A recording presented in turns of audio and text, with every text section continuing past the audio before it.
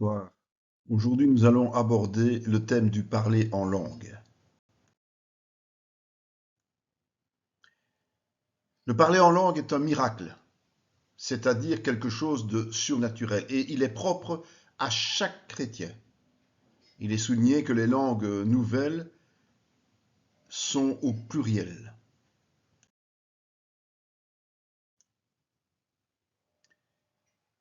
Il y a un préalable, c'est-à-dire que le point commun entre tous les événements décrits dans la Bible est le baptême du Saint-Esprit comme élément déclencheur.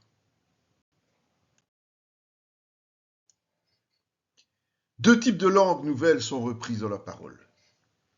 Celle des hommes, c'est-à-dire les langues que nous utilisons sur cette terre, et celle des anges, c'est-à-dire celle des êtres célestes qui n'existent pas sur cette planète.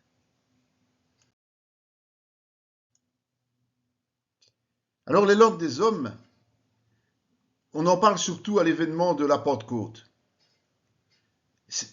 Principalement, ce sont les auditeurs qui comprennent les apôtres, chacun dans leur langue, même s'il est dit qu'ils pratiquent diverses langues. Ce miracle n'est possible que par l'action du Saint-Esprit et vise exclusivement à proclamer les merveilles de Dieu.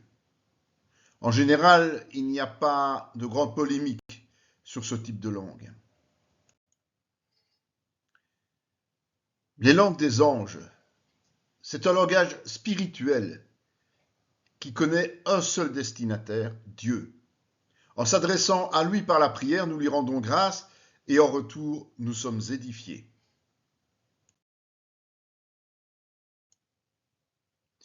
C'est aussi un don spirituel. Le parler en langue des anges, comme son interprétation, font partie de la liste des dons.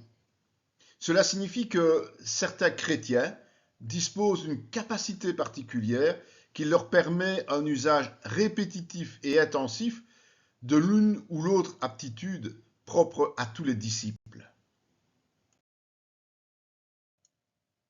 Alors, qui fait quoi? Paul n'émet aucune exclusive. Chaque chrétien a la capacité de parler en langue et Paul encourage à le faire. En revanche, au sein de l'Assemblée, il met en évidence l'édification commune, ce qui exclut la plupart du temps le parler en langue, sauf s'il est interprété.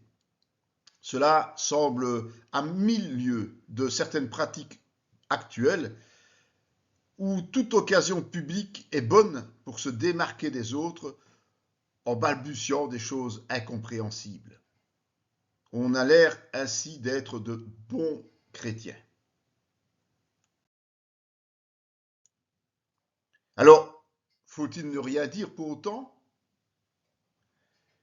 En fait, les choses les plus limpides sont souvent celles qui sont les plus négligées dans l'Église. Selon Paul, comme nous l'avons vu précédemment, notre seul fil conducteur est l'édification commune. Le parler en langue des anges n'est donc utile que s'il est rendu compréhensible par l'interprétation.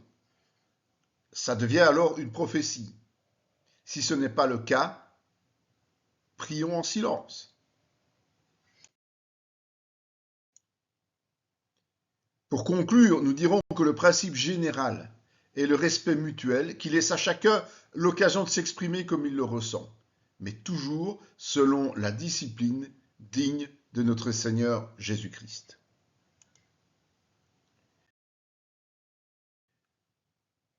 Vous trouverez un nombre important de messages, d'enseignements et de formations complètes sur nos différents sites. Nous vous invitons à nous y rejoindre.